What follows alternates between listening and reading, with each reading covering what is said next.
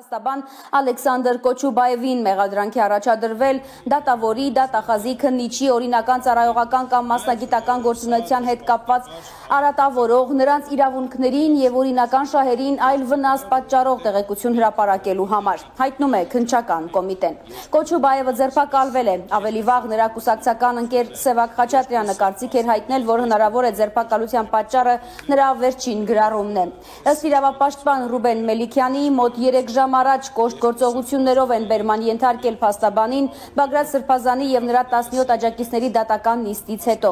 Մելիքյանը Facebook-յան լայվում պատմել է, որ տեսել է, թե ինչպես են դիմակավորված անձինք մեքենայից դուրս բերել ինչ-որ մեկին, նստեցրել իրենց մեքենան ու արագ հեռացել։ Մեքենայի հագմարանիշերից հասկացել են, որ բերման ենթարկվածը Ալեքսանդր Կոչուբաևն է։ Ես իմ ընկերների հետ ականատես ենք եղել, թե ինչպես են ֆաշիստական ձևերով ձերբակալել փաստաբան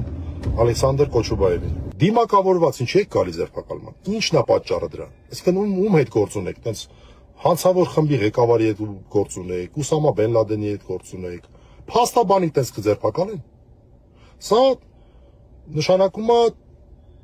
շատ լուրջ մարտահրավեր, եթե այդպես կարելի ասել, շատ լուրջ խնդիր փաստաբանական նաև տեսանկյունից։